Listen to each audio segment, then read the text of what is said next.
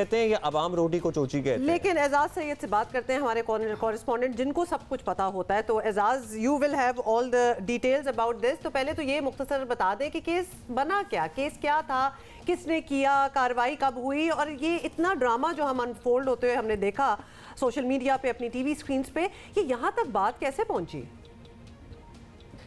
जी, ये जो केस है ये वफाकी वज़ीर मुराद सईद की मुद्दईयत में FIA साइबर क्राइम्स विंग ने लाहौर में दर्ज किया है। ये बड़ी इंपॉर्टेंट बात है। और लाहौर में ये केस कब दर्ज होता है? कल, यानी कि 16 फरवरी की सुबह 9 बजे। और 16 फरवरी की सुबह तकरीबन 9:15 बजे के करीब FIA इस्लामाबाद की एक टीम जो है सादा कपड़ों में, वो आ जाती है मोहसिन जमील बेग के FA2 में जो उनकी रिहाइशगाह है वहाँ पर आ जाती है। अब जब ये जो टीम वहाँ पर पहुँचती है तो इनमें से एक आध जो टीम का जो रुकन है वो गैर कानूनी तौर पे घर में दाखिल होने की कोशिश करता है, जिसे पकड़ लिया जाता है।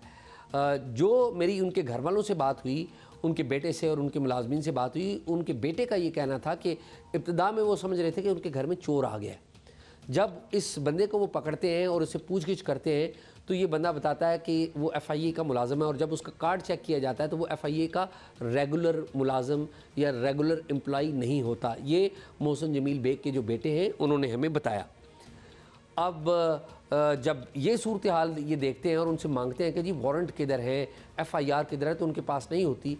तो इस दौरान जो मोहसिन जमील बेग हैं वो अपनी पिस्तौल लेकर वो बाहर निकलते हैं, स्कफल होता है और ये उस FIA एहलकार को, जो कि शायद रेगुलर भी नहीं था, उसको तशद्दुद का निशाना बनाते हैं और एक आध को फायर भी वहाँ पर होता है। इस दौरान जब ये वाक़या होता है उससे थोड़ी देर पहले मोहसिन जमील बेग के घर से भी 115 पुलिस को कॉल गई हुई है, और FIA की जो टीम आई हुई थी उन्होंने भी फ़ोन करके पुलिस को बुला लिया है। अब पुलिस आती है और पुलिस आके बाकायदा स्कफल होता है वहाँ पर, और मोहसिन जमील बेग को ड्रैग करते हैं और ड्रैग करके गाड़ी में डाल के थाने ले जाते हैं। और थाने में जाके, जिस तरह का आपको पता है कि इंसदाद दहशत गर्दी का एक अलग से मुकदमा दर्ज हो जाता है थाना मारगला में। एजाज, इतनी अच्छी तरह बात समझ आई है, लिटरली आपने इस तरह नरेशन की है जैसे कोई स्क्रिप्ट हो कि फिर क्या होता है। हुआ काफ़ी फिल्मी मामला था, बड़ा ही फिल्मी था और आपने फिल्मी तरीके से हमें सुनाया भी है। अच्छा, तो अब होना क्या आगे? मोहसिन बेग को एक अदालत से रिलीफ मिल गया, लेकिन इंसदाद दहशतगर्दी दफात लगने के बाद ये जाहिर है कि मामला जो है ऑब्वियसली वो जल्द ख़त्म तो नहीं होगा। तो कितना सख्त केस बनाया जाएगा इन पर, क्या फोर्सी कर रहे हैं? जी देखिए, इंसदाद दहशतगर्दी की जो दफ़ा है वो लगा दी जाए तो एक बड़ा एक सीरियस केस होता है। जो FIA वाला केस है वो कोई इतना बड़ा सीरियस केस नहीं है, लेकिन इंसदाद दहशतगर्दी की जो सेक्शन है वो बड़ी सीरियस सेक्शन है। ताहम एडिशनल सेशन जज की अदालत ने उसको गैर कानूनी करार दे दिया है, जबकि इंसदाद दहशतगर्दी की जो अदालत है उसने 3 दिन का जिस्मानी रिमांड दे दिया है और वो पुलिस के पास है 3 दिन के लिए। अब एक सूरत रह जाती है, वो ये है कि जो मोहसिन जमील बेग हैं, इनके वकील की तरफ से इस्लामाबाद हाई कोर्ट का दरवाज़ा खटखटाया जाएगा और वहाँ पर शायद इनको कोई रिलीफ की उम्मीद हो, और शायद अदालत अगर इनकी बात लोअर कोर्ट ने सुनी है तो शायद इनकी बात अपर जो आला अदालतें हैं वो भी सुनेंगी, और शायद इनको वहाँ से कोई उम्मीद कोई रिलीफ मिल जाए। और मुमकिन है इस सारे अमल में 2-3 दिन भी गुजर सकते हैं, वरना वैसे अगर अदालत चाहे तो 24 घंटों के अंदर भी वो कोई भी हो सकता है। क्या होता है, लेकिन ओवरऑल हम ज़रा ताकतवर के लिए अलहदा कानून और कमज़ोर आदमी के लिए अलहदा कानून की बात काफ़ी दफ़ा वज़ीर आज़म से सुन चुके हैं, इसलिए हम आपसे ये जानना चाहते हैं कि आम तौर पर एजाज़ FIA में कोई भी शिकायत दर्ज हो, महीनों तक एक्शन नहीं होता उस पर। जियो की ही कोई 6000 शिकायत पेंडिंग हैं। गरीदा फारूकी साहिबा जिनके प्रोग्राम में ये सारी बातें हुई और उसके बाद ये सारा मामला सामने आया, इससे पहले भी उनके खिलाफ कैंपेन की गई है, उनको पता नहीं किस किस मामले से जोड़ने की कोशिश की गई, उनकी अपनी शिकायत पेंडिंग हैं। पिछले चंद दिनों में ये इदारा इतना गैर मामूली तौर पर मुतहर्रिक जो नज़र आ रहा है, ये जेन्युइन है वाकई अब FIA बहुत सीरियस हो गया है, या फिर ये सिर्फ मखसूस केसेस हैं जिनके लिए इतना तेज़ काम करता है? FIA के इदारे में साइबर क्राइम विंग में ऐसे केसेस आए हैं जो क्योंकि पाकिस्तान में आज़ादी इजहार के ख़िलाफ़ हैं।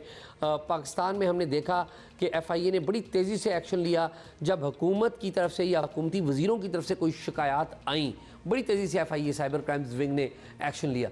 लेकिन जब सिविल सोसाइटी की तरफ से, आम शहरियों की तरफ से FIA साइबर क्राइम्स विंग को दरख्वास्तें दी जाती हैं तो उन पर उतना तेज़ एक्शन नहीं होता।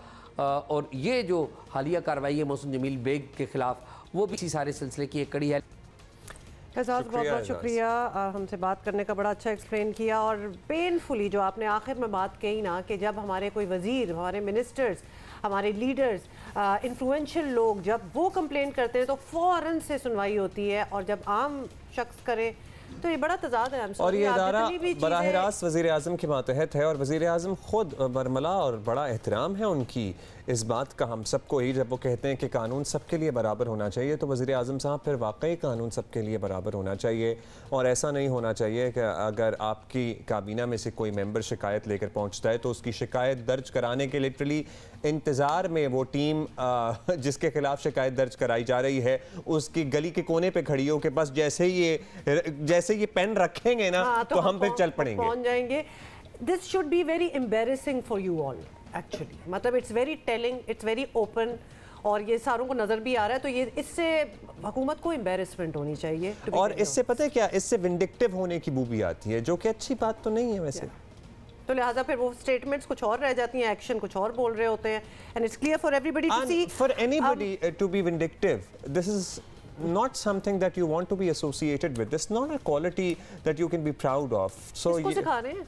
वैसे ही हम आपस में एक जनरल बात कर रहे हैं, जनरल एक बात कर रहे हैं। जनरल जो आवाम होगी वो इस बात को समझ जाएगी, लेकिन जिन्होंने समझ मतलब अगर आप में फॉर इंस्टेंस हम आप में एक इंतकामी कार्रवाई का सा रवैया परवान चढ़ने लगे, आपकी किसी एक्शन से हमें ये तासुर मिल रहा हो कि आप इंतकाम ले रही हैं तो फिर अच्छी बात तो नहीं है। फिर मैं आपका दोस्त हूं, मैं आपको समझाऊंगा कि ऐसी बात नहीं होनी चाहिए। नहीं तो फिर अगले की इंटेलिजेंस को डाउट नहीं करना चाहिए कि अगले को नजर नहीं आएगा कि एक्चुअली हो क्या रहा है, साफ नजर आता है।